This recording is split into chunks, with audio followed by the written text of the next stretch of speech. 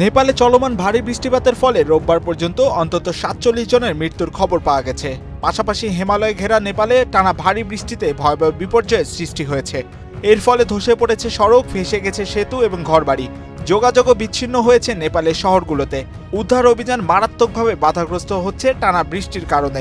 রোববার নেপালের সশস্ত্র পুলিশ বাহিনীর মুখপাত্র কালিদাস দৌবজি জানান, ভারতের সীমান্ত ঘেঁষা পূর্বাঞ্চলের এলাম জেলায় কয়েক দফায় ভূমিধসে অন্তত ৩৫ জনের মৃত্যুর খবর পাওয়া গেছে। এছাড়া শুক্রবার থেকে শুরু হওয়া বন্যায় ৯ জন নিখোঁজ এবং বজ্রপাতে আরও ৩ জন নিহত হয়েছেন বলে জানান তিনি। নেপালের পূর্ব ও মধ্যাঞ্চলে অবিরাম বৃষ্টিপাতে পরিস্থিতি ক্রমেই ভয়াবহ আকার নিচ্ছে।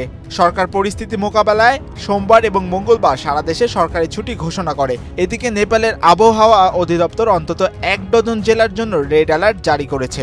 আবহাওয়া অধিদপ্তর থেকে নদী তীরবর্তী এলাকার বাসিন্দাদের নিরাপদ স্থানে সরে যাওয়ার আহ্বান জানানো হয়েছে। ওদের স্বপ্ন পূরণে পাশে থাকতে পেরে আমরা গর্বিত।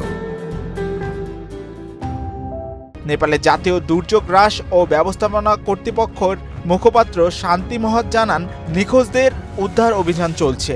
চলমান দুর্যোগে নেপালের বর্তমান এবং ভবিষ্যৎ বিরাট এক সংকটের মুখে পড়েছে। এর ফলে শনিবার অভ্যন্তরীণ সব ফ্লাইট বন্ধ রাখতে বাধ্য হয়েছে নেপাল সরকার।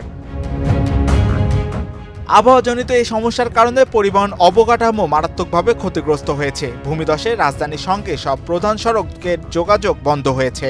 কাঠমান্ডু থেকে চীনের সীমান্তে যাওয়ার একাধিক রাস্তাও ধসে পড়েছে। কারণ এটি ঘটেছে ঠিক তখনই যখন লক্ষাধিক মানুষ ধসাইন উৎসব শেষে নিজ নিজ কর্মস্থলে ফিরছিলেন।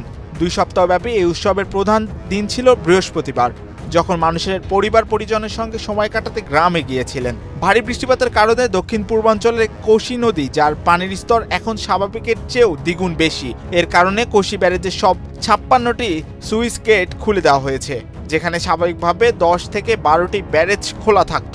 একইভাবে এই নদী প্রতি বছর ভারতের বিহার রাজ্যে ভয়াবহ বন্যারও সৃষ্টি করে।